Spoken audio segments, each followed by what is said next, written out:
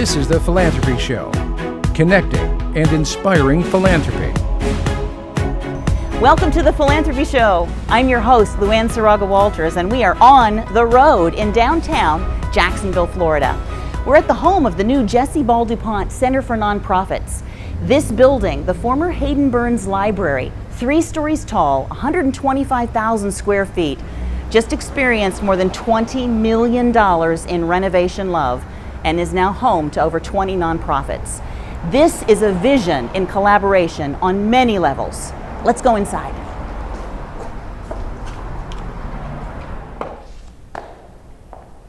Hard to believe this building sat vacant for 10 years, since 2005. But if you remember the Hayden Burns Library, it's still very much the same. Great care has been taken to preserve much of the personality and beauty that the Hayden Burns Library was known for. And a great deal of thought has been put into making this a centerpiece for nonprofit collaboration. To tell us more about that, let's meet our guests for today's show. Well, hello, you two. Hello. Hi, how are you? This is fun. This is great fun. I just was able to take a quick visit around the outside and over to the atrium. This is beautiful, coming along really well. Yes. It's nearly finished. So let me introduce you really quickly. We have Sherry McGill, President and CEO of the Jessie Ball duPont Fund. Thank you so much. This center, kind of absolutely driven by the Jessie Ball duPont Fund and a lot of your vision, and wanted to really dive into that. As well as Rena Coughlin, President and CEO of the Nonprofit Center of Northeast Florida. Hello. Fantastic to have you here. And I'm just gonna say, in my opinion, you two ladies are 2 of the biggest visionaries in Florida. And what you have done as a team in getting everybody to think about these processes ahead of time is really amazing. Thank you. One of the reasons that Sharon and I wanted to come up here to do this show was because we have a passion for the nonprofit sector, the collaboration, and everything that type of efficiency and effectiveness can do in a community, instead of having these silos, going. So I want to dive into that, but first, finding out a little bit about you two and how you're acquainted through your organizations and what your organizations do. So, Rena, why don't we start over here with you and tell us how you came to the nonprofit sector and how you came to the Nonprofit Center. Well, I think it's great that I'm here with Sherry, because Sherry has a lot to do with it. I moved to Jacksonville in 2001. Wasn't sure what I wanted to do, and started right away in nonprofit work. I was running an organization called Girls Inc. And at the same time, several of the key visionaries in our community had done a public study and decided that what this community really needed was a support framework for the nonprofit sector to strengthen it, and had begun to build and launch and open a nonprofit center. And running a small nonprofit with a lot of needs, I immediately became addicted to the nonprofit center. I was like their #1 user. I was on the phone with them all the time. It was a huge benefit to me in building the capacity of my organization. So when the first CEO at the nonprofit center left, I came over to run it as its biggest fan. Awesome. So been there ever since. It's been 10 years this year. And the partnership with the philanthropists in the community is essential to the Nonprofit Center, and the duPont Fund really was the driving force behind creating the Nonprofit Center. So I didn't know that history, so that's interesting too. And Sherry, your background. Well, I grew up in the Deep South. I went into higher education. I thought I was going to be a small college president or academic dean or professor, and as luck would have it, the Jessie Ball duPont Fund was looking for a program officer to do their education work in 1991, and I came to Jacksonville in 1991 to work for the fund.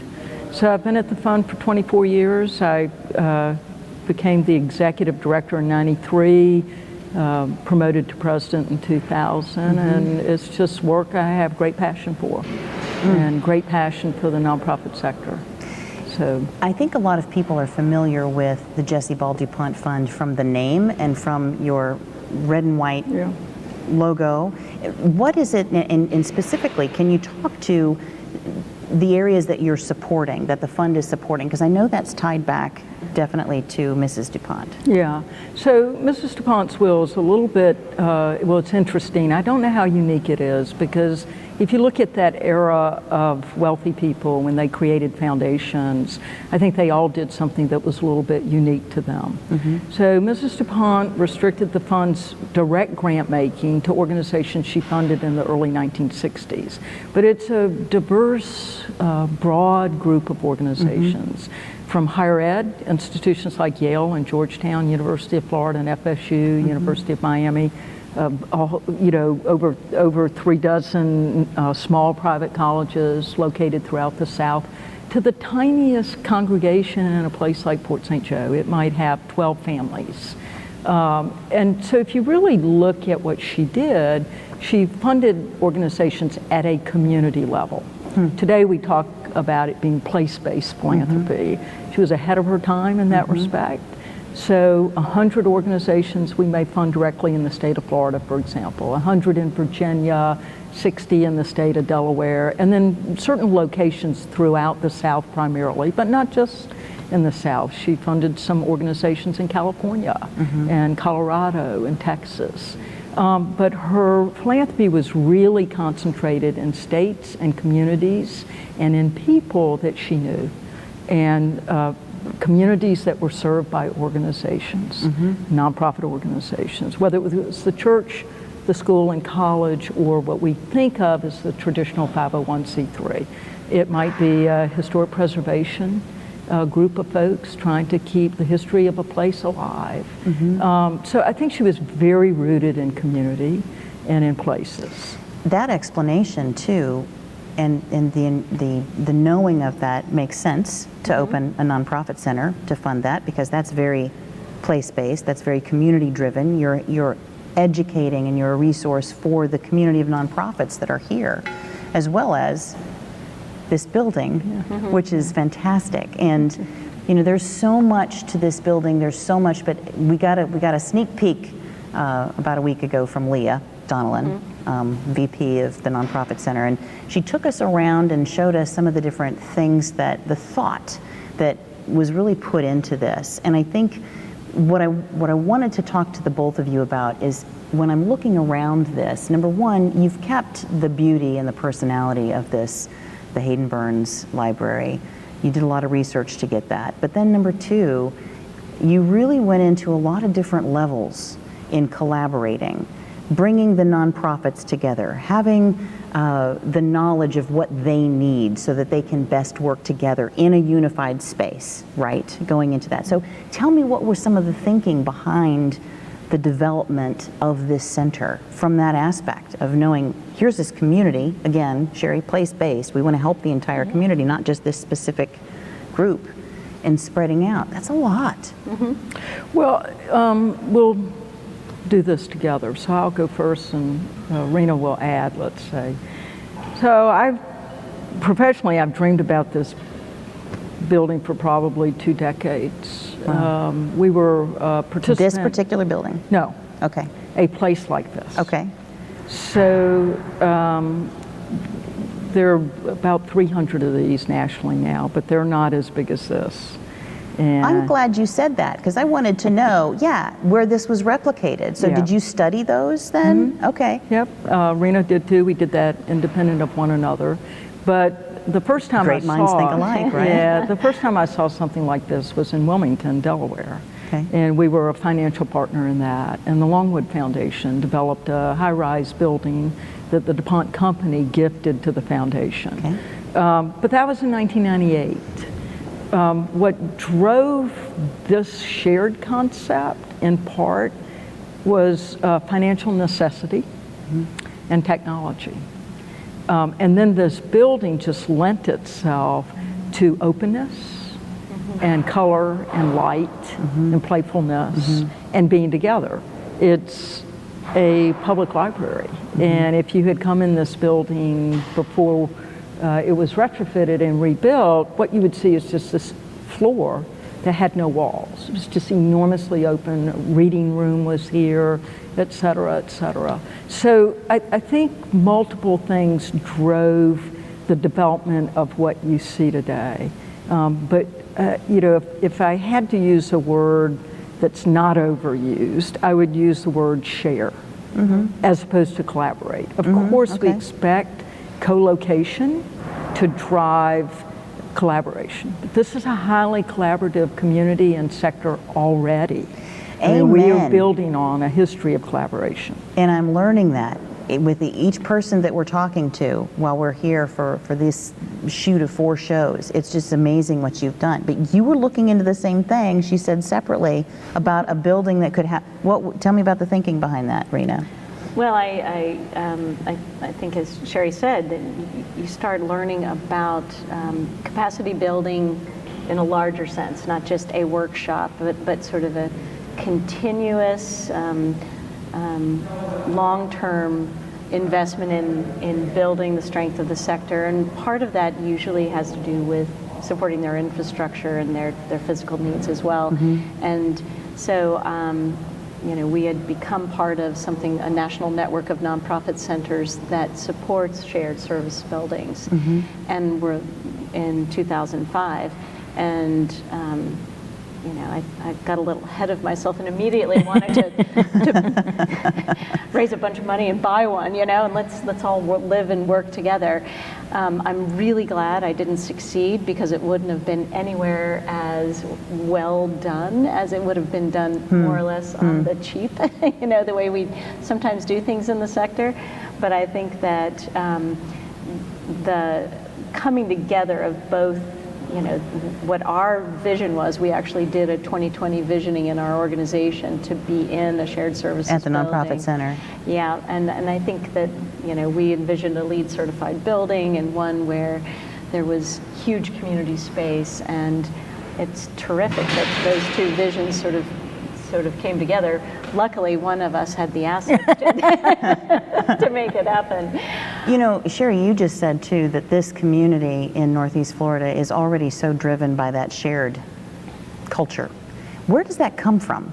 I mean, that's so vital, and that's something that I think a lot of communities are striving to get to, but not quite sure how to implement that. I've thought about it a lot, as you might guess. I travel a lot, I go to a lot of communities, and I say this honestly. Jacksonville's the most collaborative community that I visit, that I work in. I think there are multiple reasons that have resulted in that kind of ethic. One is consolidated government. It's kind of in our DNA to think about the whole county as opposed to just this neighborhood. Now, we are a county of neighborhoods, and we're also a county of sprawl. Well, and what is that Jacksonville is the largest landmass city or something because of how spread out it is? It's a gift and it's a burden. But I think the fact that the city and the county have had to work together for so many years, it kind of, again, I think it's in our DNA. I think the other thing is necessity is the mother of invention, and this is a community of scarce resources. And I think scarcity often drives us to figure out, well, how can we do it anyway? And I just watching human behavior and people who are activists and want something good to happen in their community, they're gonna figure out how to do it. Passion driven. Almost, exactly. And, I hope this, resonates with someone, but this is a sector that's been led by women. And I don't, it's not that I don't think male leadership allows folks to collaborate or share. I think they do as well, but I know the women in this community just come at it in terms of how do we do this together. And fourth thing, the Jacksonville Community Council Inc., which was the organization that housed the nonprofit study that we did in 97, 98 that Reno referenced. They do a great job of bringing just regular citizens together to study a local challenge and also try to figure out how do we meet that challenge. And I think the 98 study that we did on the nonprofit sector, that was a big study. A lot of people participated in that. And I think it too helped us figure out how are we going to collaborate, how are we going to share, how are we going to do this, lead this work together. That's fabulous. So I've thought about it a lot, and I've got multiple answers to the question. And if you could create a template of that, you could franchise it and just really, Well, that's lift one the thing entire sector we've actually nationwide. found out that you can't transport a lot of the special Because it's local to the community, like you were saying. Yeah, but I do, to just continue what Sherry was thinking and saying, the nonprofits in the midst of the recession, we all got together and we had a series of meetings. Over 150 nonprofit leaders and philanthropists and consultants came together and worked for about 1,000 hours to say, we said, look, this took us by a little bit by surprise when it shouldn't have, and we were not prepared, and so we don't want this to happen again. So what is it that we need to do? And just the fact that they all wanted to work together to devise a strategy for success post-recession was important. But the things that they collectively identified as important to their work going forward were all about, all right, how do we collect data and share it together? How do we identify who else is working in the sector and what are they doing, and how do we leverage those assets? How do we strengthen our boards? How do we advocate more effectively? Those were the That's four. a lot of also what drives a lot of the classes, and resources available through the nonprofit center. Right. Well, and that's driven by, these folks didn't say, well, we need more funding for us. They identified things that were shared resources that could be made available as community platforms. And I like for the what you rest of called the sector. it, the strategy for success. We have to take a quick break, but when we come back, I want to talk a little bit more about that, about the nonprofits who are coming into this building and some of those layers that went into the thinking of how to create a strategy for success for the nonprofits within this building. So we're going to take a short break and we'll be right back with the Philanthropy Show. Follow The Philanthropy Show on Facebook for behind-the-scenes action, polls, and commentary. This show sponsored in part by My Paper Pusher. Consider it done. The Philanthropy Show is on demand every Monday at 4 p.m. Eastern Standard Time at both thephilanthropyshow.com and YouTube/WatchMVVP TV. Welcome back to the Philanthropy Show. We are shooting today on location. We're on the road in downtown Jacksonville, Florida at the Jessie Ball duPont Center for Nonprofits with none other than Sherry McGill from the Jessie Ball duPont Fund and Rena Coughlin from the Nonprofit Center talking about this amazing building, which, as we were talking in the break, this is the beautiful green tile, but this is green in another way, as we know, the environmentally friendly, from the roof, the solar panels, all the way down to the cistern, which is used to recycle and water your gardens, I think you were just saying. A lot of thought went into this. So let's talk about those different layers too. How did you, in planning this building, how did you accomplish so many things? Wow. And what were you thinking about? I am an absolute glutton for punishment, obviously. We wanted this building to be a demonstration project in multiple ways. So it's a demonstration project in terms of nonprofits under one roof sharing. It's a model of collaboration. Given the world we live in, this building just had to be as green as it possibly could be. So we wanted a responsible repurposing and retrofitting of a building that was built in 1965. It's not easy to do this. It will be LEED certified, probably gold. You can't get to platinum on a building like this. So what I really wanted was to bring the latest thinking from energy conservation to water conservation to how to use technology to reduce operating costs. So if you if you're me, the way I approach it is, how do you do it less expensively but do it better? Well, energy is such a driver. You can't live without energy. You know, it's the basis of everything. And so it really became a puzzle and a challenge. What could you do in a building like this? And we have great architects and great builders. And so we simply put the question out there. And I'm a little geeky when it comes to this stuff. I read a lot about energy conservation. And so there were certain things that I knew were technologically possible. And so again, it became a puzzle, it became a question. So, you know, I've been in buildings where they recycle the water. What would that look like in a building like this? I've been in buildings where, you know, they're trying to build net zero buildings, big buildings. And so could you do that in Jacksonville? How close could you get? This building will never be net zero energy. It's impossible to do that. But we replaced, you know, that's over $1 million worth of glass walls. That's double pane thermal up to Florida wind codes. Those glass walls were single pane. You know, well, you shouldn't be doing that in 2015. The roof, the architect, Taylor Hartwick, had this amazing imagination. And the third floor courtyard roof was, I think, designed from the very beginning to be somewhat green. He had planters up there. Well, I wanted a roof that was green with vegetation, but something people could play on. So it's a putting green. I love that.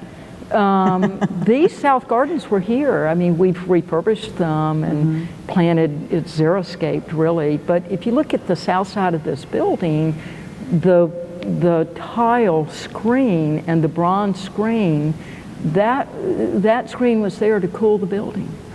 The fins are there to cool the building. Yeah, and don't they block the wind and, yeah. So it was always designed with nature.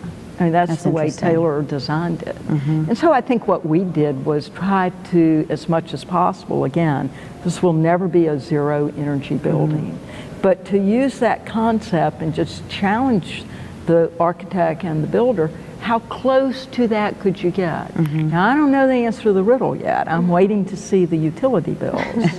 But, you know, it's programmed. Rena is a tenant. There's no thermostat in her box. So, you know, sorry, but we're being a little bit dictatorial about that, but with a purpose. So, you know, it remains to be seen what the carbon emissions will be, what the utility use will be, but we wanted to drive a conversation. I think the fact that you even had the forward thinking to go down that path and say, if we're going to do this, then let's also look at it from energy conservation, water conservation, all the numbers of things, in addition to resource conservation, because the nonprofits who come in here have this incredible, you talk about technology. I was talking with, I think, your IT guy, and he was talking about having laid fiber within, so it's an internal network, which is a great, great thing.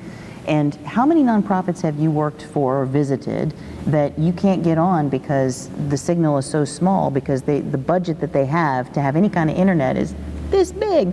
So, and you're delayed with your downloads and whatnot. So from a nonprofit standpoint, what's this building like?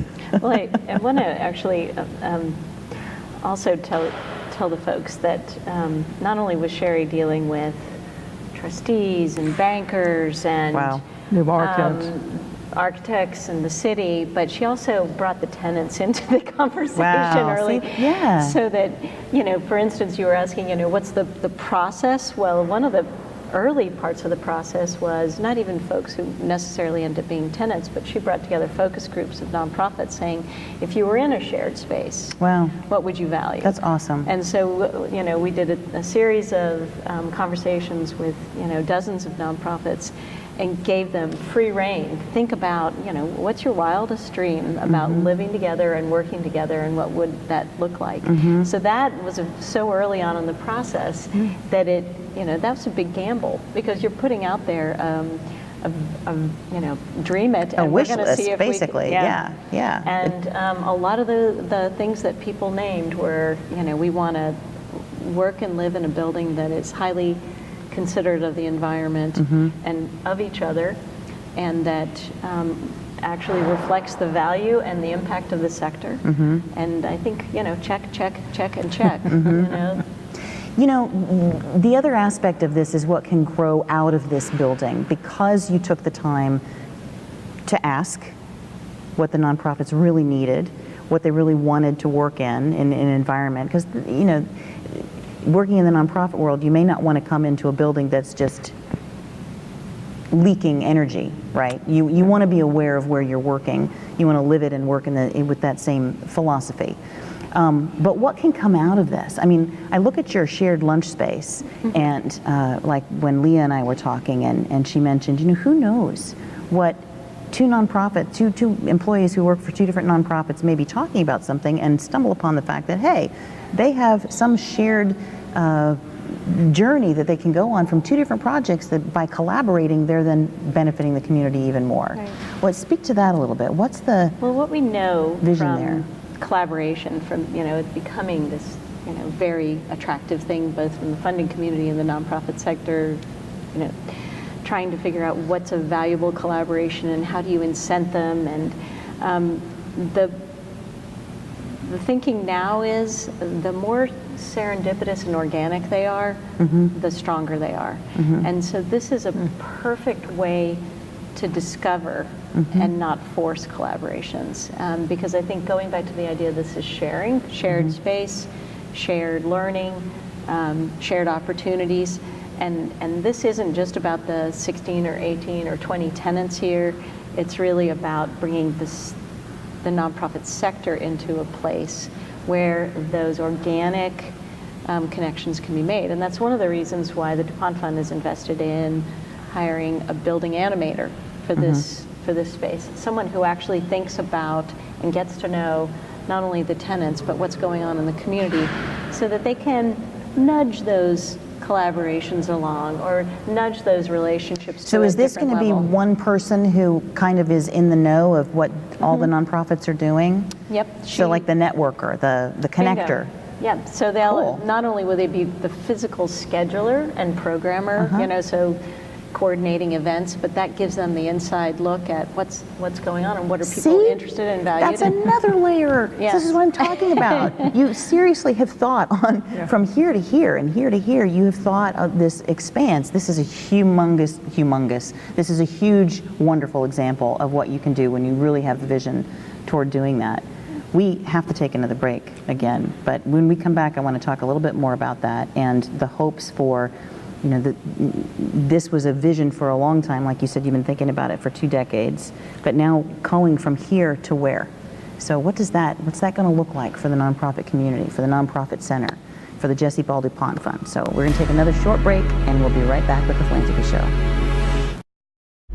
We've taken the show on the road, and we would like to thank our studio sponsor, the Nonprofit Leadership Center of Tampa Bay, which really makes all of the shows that we shoot in Tampa Bay possible. Thank you so much. On the road, we are learning such amazing and incredible things about all of the amazing work that's being done in the nonprofit communities throughout the state of Florida and beyond, and we would love to come to you. We have sponsorship opportunities available, which would help us produce 4 shows about your nonprofit community. Really essential, that would help educate, uplift, and empower other nonprofit staff, board members, and donors. So contact us today, and we could be driving the Philanthropy Show into your community tomorrow.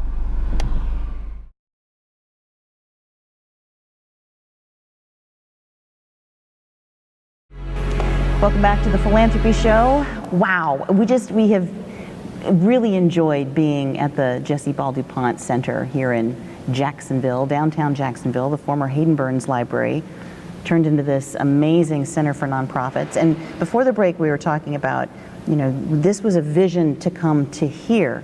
And before I can let you go, yay, I'm going to ask you for the next one. Where does Jacksonville go from here with the nonprofit sector now that you have this amazing space, shared space, potential for collaboration, potential for collective impact? What do you see for Jacksonville? Yeah. So this is not new. One of the greatest challenges communities have is political and business leaders do not understand the role of the nonprofit sector. They don't understand how we finance it. They don't understand how we cooperate with them. They don't understand how important we are. So one theory here is if enough of us get under the same roof, and we have, without public money and without private sector investment, with the exception of the Jessie Ball duPont Fund, brought a $25 million project into, you know, a downtown that is having a hard time realizing how to rebirth itself. I would say we put a stake in the ground. We have arrived. Take us seriously. We are to be reckoned with. We are not the stupid people. We're not just service providers. We are absolutely the people who build community, who own the quality of life space, and business and government has to figure out how to invest in what we do. They cannot continue to expect us to deliver and not make an investment. So I would say with this project, the Jessie Ball duPont Fund, and I mean the fund, has made an enormous financial investment in a building that the city built and owned, and I would argue as a taxpayer, a resident, and a citizen of Duval County had an obligation to do something with, and not let it sit here vacant for 10 years and deteriorate. So if I sound passionate about it, I am. So I would say we're here, we ain't going anywhere. Take us seriously and invest in what this sector does. Powerful stuff. Well, and you know, we've already heard it from folks who visited. Well, wait, what are nonprofits doing in a nice place like this? You're supposed to have rundown, the ceiling's leaking, the carpet's torn, the toilets don't flush. It should be hand-me-down space, right? And I think this is part of really the new messaging around the nonprofit sector, that if you want quality outcomes, you have to hire the best people. You have to invest in the organization's ability to have the best technology, to collect the best data, to analyze it, and to make the right investments in programming. And we can stay where we were as a charitable sector, or we can move into an organizational entity that includes for-profit, non-profit. Everybody's interested in a better community, and so we're just equal players in it. But I love a statement about that. I love that you said that about quality, and also that you've said it about being a player, an equal player. And number one, you know, the nonprofit sector, the industry, is the third largest behind retail, trade, and manufacturing in the United States. 10.7 million people are employed.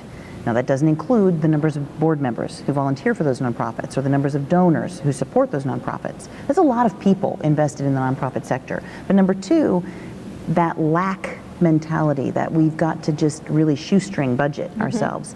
I do hear that more and more. We had a guest on the show a couple of weeks ago who was really talking about that. She was impassioned about, let's step away from this, just like you're saying, Rena, and I totally agree with you on that, because in order to really do the best work that we can for those donors' dollars, or the people who are volunteering their time, we have to invest in our employees, we have to invest in our resources. Thank you, Sherry, for what you've done for Northeast Florida with this, with the Jessie Ball duPont Fund, to enable these nonprofits to do their best. Because the more we have resources like this, the more responsible we're being to the donors who are investing their dollars in those nonprofits by helping them achieve as much as they can.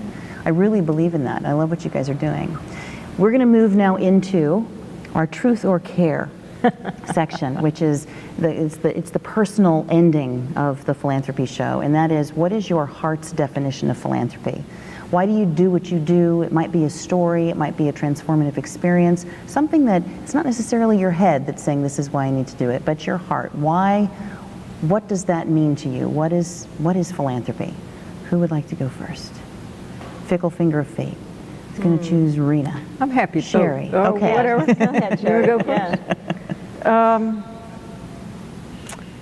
So I think, we're all formed by families and parents and communities and schools and activities when we're young, and the church, and you name it. But I think where I come out is with this kind of simple golden rule idea, which is, I think we have an obligation to treat people the way we'd like to be treated.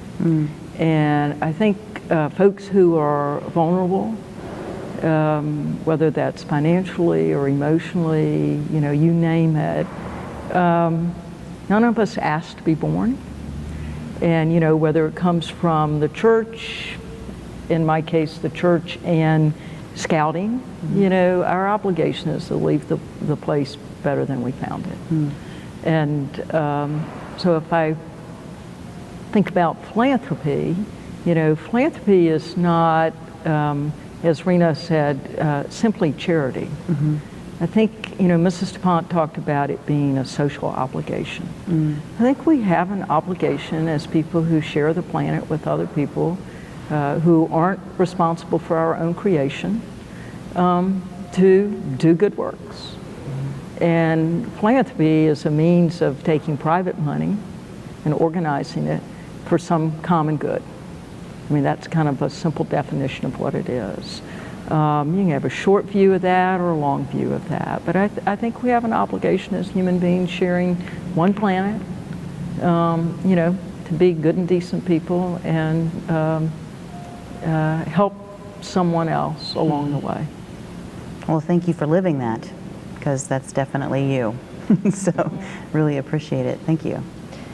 Well, it's, my definition of philanthropy, I probably didn't have one when I was young. But I know it's changed. When I was young, I went into the Peace Corps.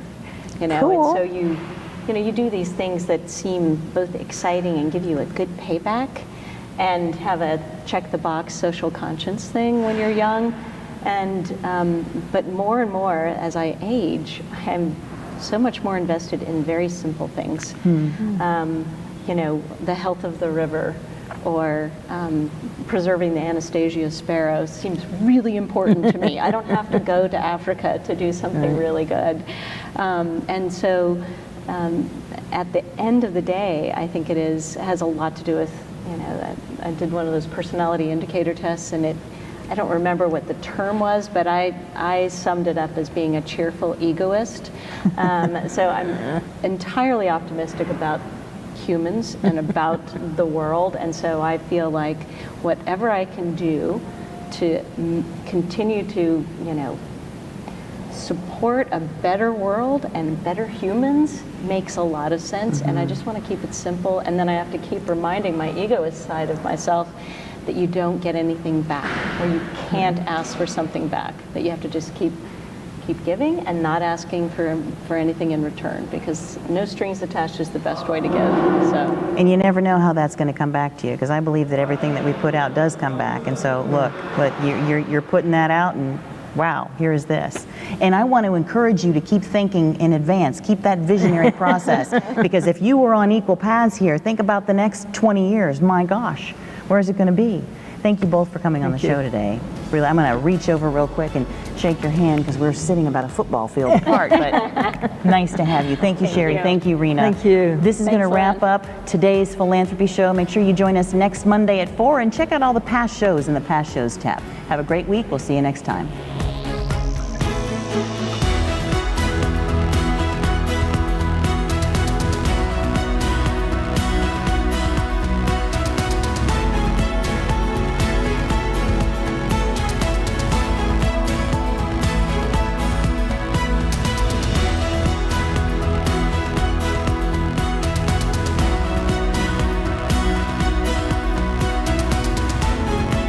Do you have an idea for the Philanthropy Show? Contact us via our website or email us at tps@myvideovoice.com.